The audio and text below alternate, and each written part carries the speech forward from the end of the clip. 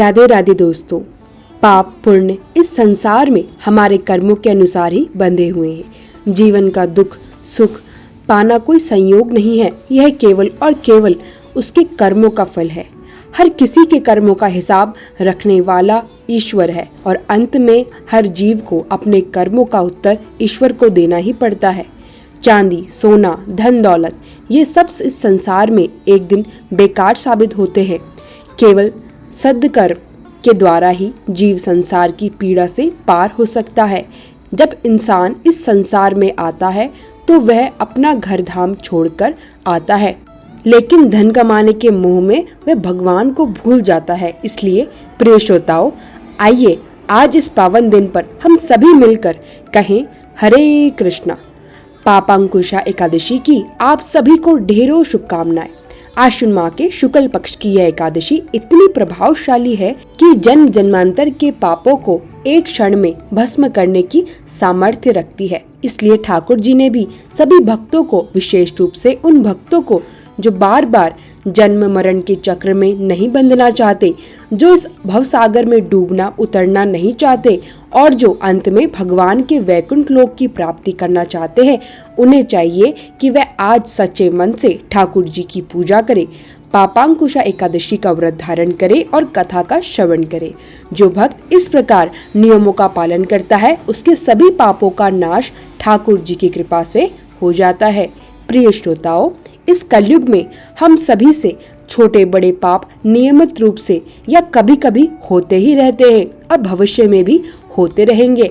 यदि इन पापों का प्रायश्चित नहीं किया गया तो हमें बार बार इन पापों का दंड भुगतने के लिए इस पृथ्वी पर जन्म लेना पड़ेगा। लेकिन यदि कोई भक्त अपने पापों का प्रायश्चित करना चाहता है और चाहता है कि सदैव ठाकुर जी का आशीर्वाद उसे पर बना रहे, तो उसे आज के दिन इस पावन कथा का श्रवण अवश्य करना चाहिए। तो आइए हम सब कथा की ओर बढ़ते हैं। एक बार की बात है, एक स्थान पर सत्संग हो रहा था। बहुत भीड़ इकट्ठा थी और वही संत महाराज जी प्रवचन दे रहे थे। संत महाराज जी ने अपने प्रवचन में कहा, अनजाने में यदि कोई गलती हो जाए तो इंसान को उसका आभास नहीं होता, लेकिन पाप तो पाप है, चाहे जानबूझकर किया जाए या अनजाने में, चाहे इंसान को पता हो या न हो, उसका दंड तो भुगतना ही पड़ता है। इसलिए अतीत में तुमसे जो पाप हो गए हैं उनका प्रायश्चित करो और भविष्य में कभी भी पाप न करने का संकल्प लो। संत महाराज जी का यह प्रवचन सभी भक्त बड़ी श्रद्धा और तल्लीनता से सुन रहे थे।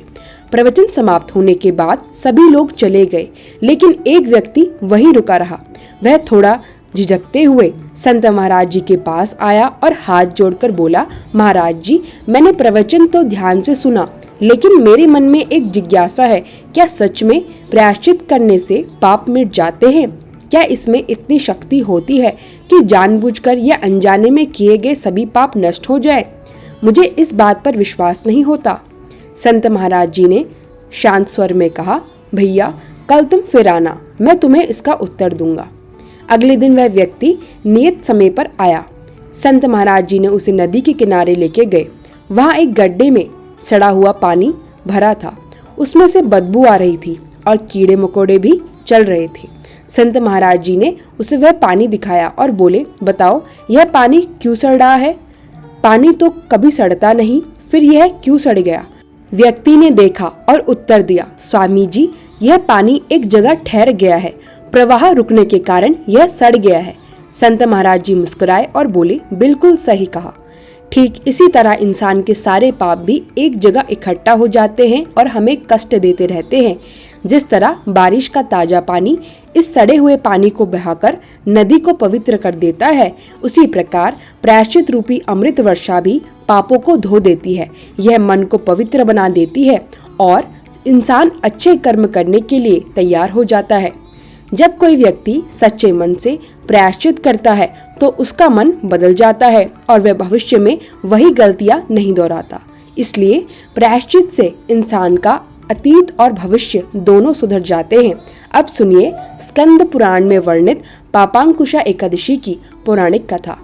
आश्विन मास के कृष्ण पक्ष की इंदिरा एकादशी का महात्म्य सुनने के बाद धर्मराज युधिष्ठिर की जिज्ञासा और बढ़ गई।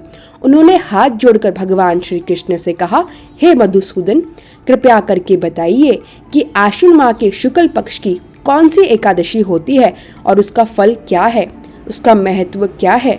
तब भगवान श्री कृष्ण मुस्कुराते हुए बोले, राजन, आश्विन के शुक्ल पक्ष की जो एकादशी होती है उसे पापांकुशा एकादशी कहते हैं। यह सब पापों को हरने वाली और अत्यंत उत्तम मानी जाती है। इस दिन मनुष्य को चाहिए कि वह भगवान पद्मनाभ वासुदेव का पूजन करे। यह एकादशी इतनी महान है कि जितेंद्र मुनि वर्षों की कठोर तपस्या करके जो फल पाते हैं, वही फल इस दिन गरुड़ ध्वज भगवान विष्णु को प्रणाम करने से मिल जाता है।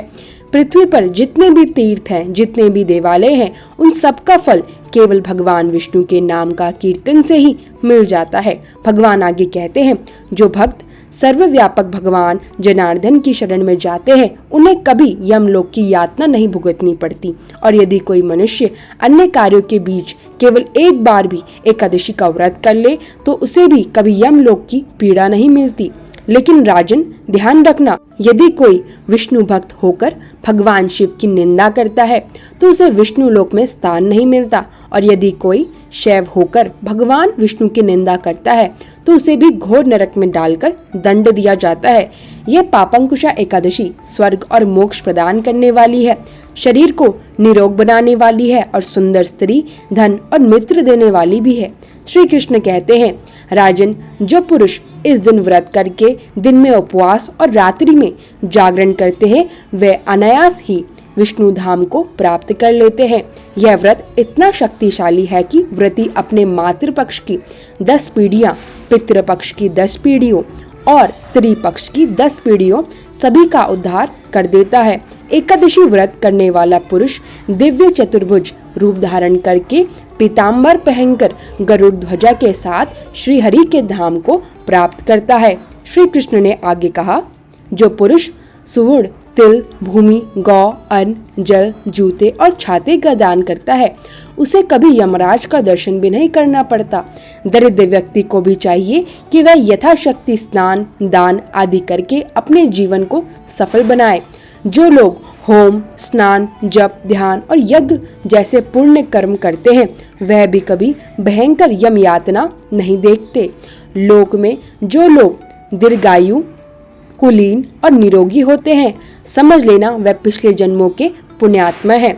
मनुष्य पाप से दुर्गति में पड़ता है और धर्म से स्वर्गलोक को प्राप्त करता है। राजन, मैंने तुम्हें पापांकुशा एकादशी का महात्म्य विस्तार में बतला दिया। भगवान श्री कृष्ण के मुख से यह कथा सुनकर धर्मराज युधिष्ठिर ने भी श्रद्धा भाव से इस व्रत का पालन किया, जिसके प्रताप से उनके जन्म जन्मांतर के पापों का नाश हुआ और अंत में वे वैकुंठ लोक को प्राप्त हुए। इसी व्रत का प्रभाव इतना अद्भुत था कि एक बहेलिया जिसने अपने जीवन भर केवल हिंसा और पाप कर्म किए थे, वह भी पापांकुशा एकादशी का व्रत करने से जन्म जन्मांतर के पापों से मुक्त हो गया। उस बहेलिये का नाम था क्रोध। वह विंध्याचल पर्वत पर रहता था। उसका पूरा जीवन हिंसा, लूटपाट, मदपान और गलत संगति में ही बीता था। एक दिन उसकी भेंट अंगिरा ऋषि से हुई। बहेलिये ने हाथ जोड़कर कहा, मुनिवर, मैंने जीवन भर पाप कर्म ही किए हैं, अनगिनत पशु पक्षियों का वध किया है। निश्चित रूप से मुझे नरक ही मिलेगा। कृपया कर मुझे कोई ऐसा उपाय बताइए जिससे मेरे सारे पाप मिट जाएं और मुझे मोक्ष मिल सके। तब महर्षि अंगिरा ने उसे कहा, हे बहेलिये, तुम आश्विन शुक्ल पक्ष की पापांकुशा एकादशी का विधि पूर्वक व्रत करो। बहेलिये ने जैसे ही इस व्रत को विधिवत किया, उसके जीवन भर के सभी पाप नष्ट हो गए और जीवन के अंतिम क्षणों में भगवान श्री हरि की कृपा से उसे मोक्ष की प्राप्ति हो गई।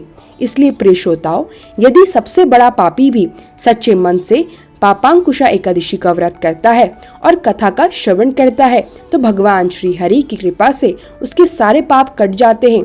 जिस प्रकार बहेलिये को मोक्ष मिला, उसी प्रकार भगवान हम सभी को भी हमारे पापों से मुक्त करके वैकुंठ लोक में स्थान दे।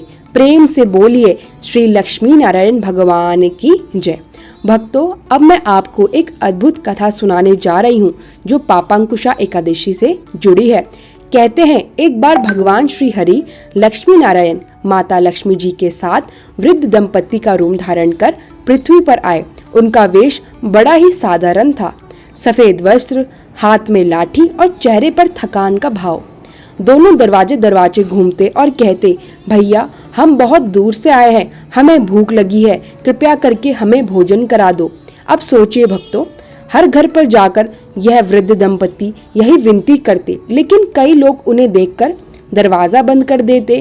किसी ने कहा हमारे पास समय नहीं, किसी ने कहा यह बूढ़े तो परेशान करने आए हैं।